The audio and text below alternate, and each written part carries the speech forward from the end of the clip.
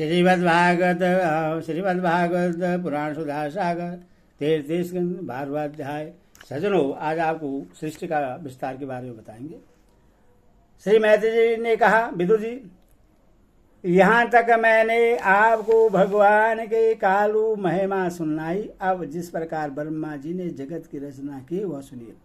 सबसे पहले उन्होंने अज्ञान की 5 वृत्तियां तम, अविद्या, मोह, अस्मिता, महामोह, राग, तामिश्र द्वेष और अंधतामिश्रित अभिनिवेश रची।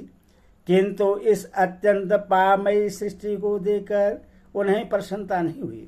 तब उन्होंने अपने मन को भगवान के ध्यान से पवित्र कर उससे दूसरी सृष्टि रची। इस प्रकार ब्रह्मा जी ने सनक, सनंदन, सनातन और सनत कुमार ये 4 निवृत्तपरायण उर्वरता मुनि उत्पन्न किए। अपने इन पुत्रों से ब्रह्मा जी ने कहा, पुत्रों, तुम लोग सृष्टि उत्पन्न करो। किंतु वे जन्म से ही मोक्ष मार्ग, निवृत्त मार्ग का अनुसरण करने वाले और भगवान के ध्यान में तत्पर थे, इसलिए उन्हें ऐसा करना नहीं चाहा। जब ब्रह्मा जी ने देखा कि मेरी आज्ञा न मान कर ये मेरे पुत्र मेरा तिरस्कार कर रहे हैं, तब उन्हें ऐसा क्रोध हुआ। उन्होंने उससे रोकने का प्रयत्न किया, किंतु बुद्धि द्वारा उनके बहुत रोकने पर भी वह क्रोध तत्काल प्रजापति की बहुओं के बीच में से एक नील लोहित, नीले और लाल रंग के बालक के रूप में प्रकट हो गया। वे देवताओं के पूर्वज भगवान भवरुद्र रोकर कहने लगे, जगत पिता विधाता, मेरे नाम और रहने के स्थान बतलाइए। तब कमल योनि भगवान वर्मा ने उस बालक की प्रार्थना पूर्ण करने के लिए मधुर वाणी में कहा, रो मत, मैं अभी तुम्हारी इच्छा पूरी करता हूँ। देव से तुम जन्म लेते ही बालक के समान फुट फुट कर रोने लगे, इसीलिए प्रजा तुम्हें रुद्र नाम से पुकारेगी। तुम्हारे रहने के लिए मैंने पहले से हृदय, इंद्रिय, प्राण, आकाश, वायु, अग्नि, जल, पृथ्वी, सूर्य, चंद्रमा और तब ये स्थान रच दिए हैं। तुम्हारे नाम मन्यु, मनु, महेनस, महान, शिव, हृदध्वज, उग्रता, भव, काल, वामदेव और धृतवर्त होंगे तथा धीवृत्ति, उष्णा, उमा, नियुत, सर्प, इला, अंबिका, इरावती, सुधा और दीक्षा, ये 11 रुद्रनियां तुम्हारी पत्नियां होंगी। तुम उपयुक्त नाम, स्थान और स्त्रियों को स्वीकार करो और इनके द्वारा बहुत सी प्रजा उत्पन्न करो, क्योंकि तुम प्रजापति हो। लोक पिता ब्रह्मा जी से ऐसी आज्ञा पाकर भगवान ने लोहित बल, आकार और स्वभाव में अपने ही जैसी प्रजा उत्पन्न करने लगे। भगवान रुद्र के द्वारा उत्पन्न हुए उन रुद्रों को असंख्य युद्ध बनाकर सारे संसार को भस्म करते देख ब्रह्मा जी को बड़ी शंका हुई। तब उन्होंने रुद्र से कहा, सुश्रेष्ठ, तुम्हारी प्रजा तो अपनी भयंकर दृष्टि से मुझे और सारी दिशाओं को भस्म किए डालती है। अतः ऐसी दृष्टि और न रचो, तुम्हारा कल्याण हो। अब तुम समस्त प्राणियों को सुख देने के लिए तप करो, फिर उस तप के प्रभाव से ही तुम पूर्वक इस संसार की रचना करना। पुरुष तप के द्वारा ही इंद्रियातीत सर्वांतर्यामी ज्योति स्वरूप श्री हरि को सुगमता से प्राप्त कर सकता है। श्री मैत्री जी कहते हैं, जब ब्रह्मा जी ने ऐसी आज्ञा दी तब रुद्र ने बहुत अच्छा कहकर उससे शिरोधार्य किया और फिर उनकी अनुमति लेकर तथा उनकी परिक्रमा करके वे तपस्या करने के लिए वन को चले गए। इसके पश्चात जब भगवान की शक्ति से संपन्न ब्रह्मा जी ने सृष्टि के लिए संकल्प किया, तब उनके 10 पुत्र और उत्पन्न हुए। उनसे लोक की बहुत वृद्धि हुई। उनके नाम मरीचि, अंतरी, अंगिरा, पुलिष्ट, पुलह, कीर्तु, भीरकु, वशिष्ठ, दक्ष और 10वें नारद थे। इनमें नारद जी प्रजापति ब्रह्मा जी की गोद से, दक्ष अंगूठे से, वशिष्ठ प्राण से, भीरकु त्वचा से, कीर्तु हाथ से, पुलह नाभि से, पुलस्त्य ऋषि कानु से, अंगिरा मुख से, अंतरी नेत्रु से और मरीचि मन से उत्पन्न हुए। फिर उनके दाएं स्तन से धर्म उत्पन्न हुआ, जिसकी पत्नी मूर्ति से स्वयं नारायण अवतीर्ण हुए। तथा उनकी पीठ से अधर्म का जन्म हुआ और उससे संसार को भयभीत करने वाला मृत्यु उत्पन्न हुई। इसी प्रकार ब्रह्मा जी के हृदय से काम, भावों से क्रोध, नीचे के होंठ से लोभ, मुख से वाणी की अधिष्ठात्री देवी सरस्वती, लिंग से समुद्र, गुदा से पाप का निवास स्थान, राक्षसों का अधिपति ऋतुज, छाया से देवहूति के पति भगवान कर्दमजी उत्पन्न हुए।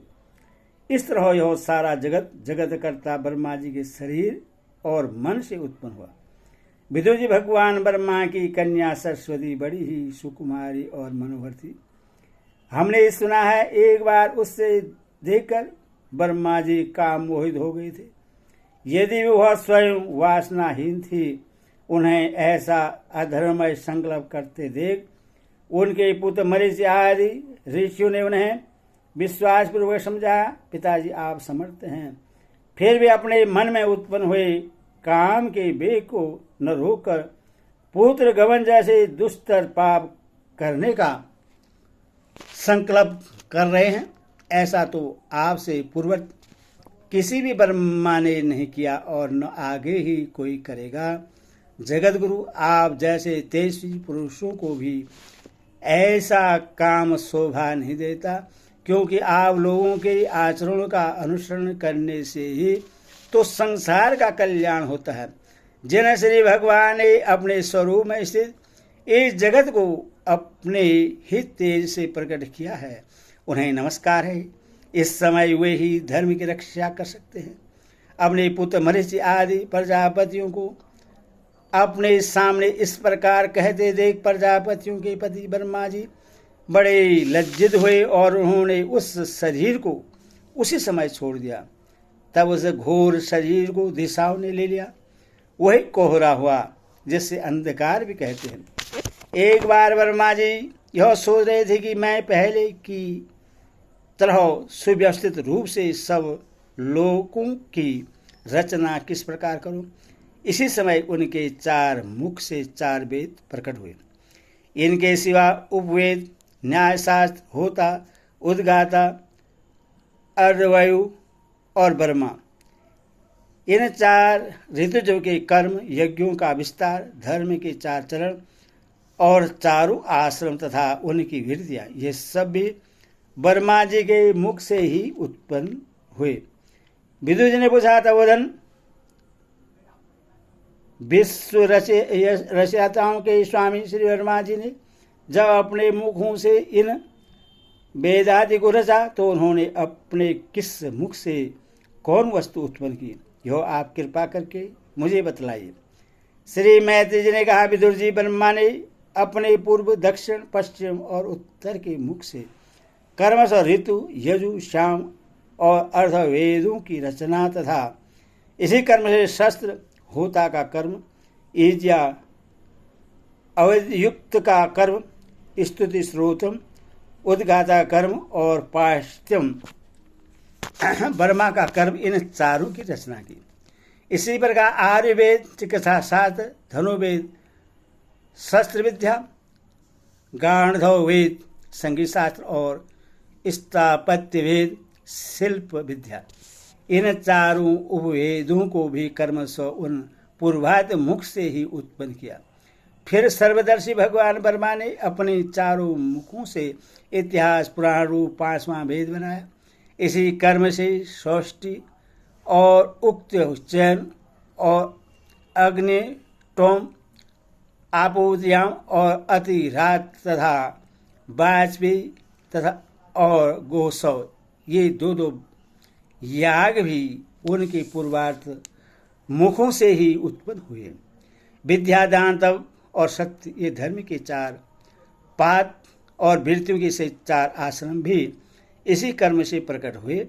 सावित्री, प्रजापत्य, ब्रह्मा और बृहद, ये चार वृत्तियां ब्रह्मचारी की हैं तथा वार्ता, संचय, शालीन और शिलोच, ये चार वृत्तियां गृहस्थ की हैं।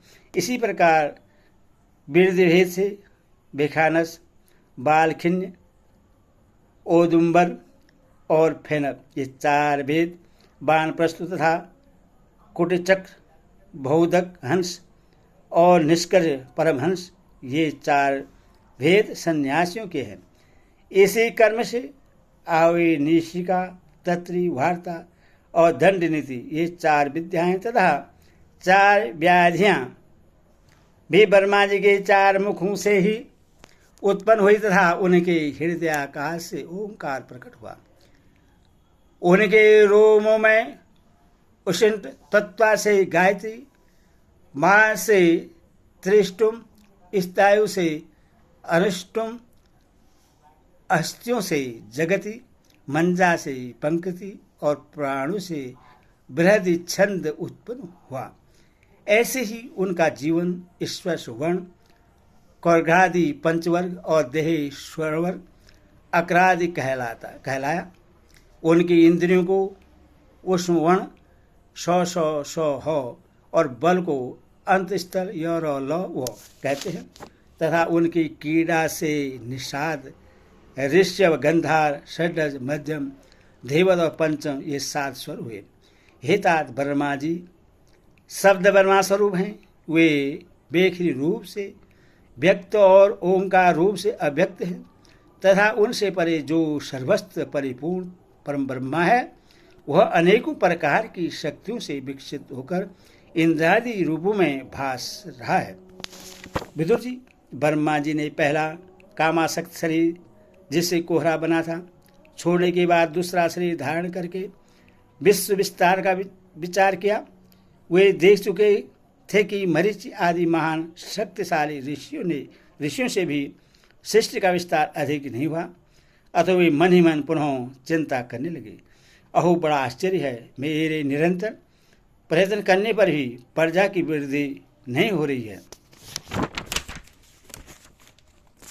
मालूम होता है कि इसमें देव ही कुछ विघ्न डाल रहा है। जिस समय यथोचित क्रिया करने वाले श्री ब्रह्मा जी इस प्रकार देव के विषय में विचार कर रहे थे, उसी समय अकस्मात उनके शरीर के 2 भाग हो गए। कौ ब्रह्मा जी का नाम है, उन्हीं से विभक्त होने के कारण शरीर को काय कहते हैं। उन दोनों विभागों से एक स्त्री पुरुष का जोड़ा प्रकट हुआ। उनमें जो पुरुष था वह सार्वभौम सम्राट स्वयंभू मनु हुए और जो स्त्री थी वह उनकी महारानी शत्रुपा हुई, जिससे मिथुन धर्म स्त्री पुरुष संभोग से प्रजा की वृद्धि होने लगी। महाराज स्वयंभू मनु ने शत्रुपा से 5 संतानें उत्पन्न की। साधु श्रोवणी विदुर जी, उनमें पीरिवर्त और उत्तानपाद 2 पुत्र थे तथा आकुति, देवहूति और परशुति 3 कन्याएं थी। मनु जी ने आकुति का विवाह रुचि प्रजापति से किया। मझली कन्या देवहूति कर्दव जी को दी और परशुति दक्ष प्रजापति को। इन तीनों कन्याओं की संतति से ही सारा संसार भर गया। हरि ओम तत्सत।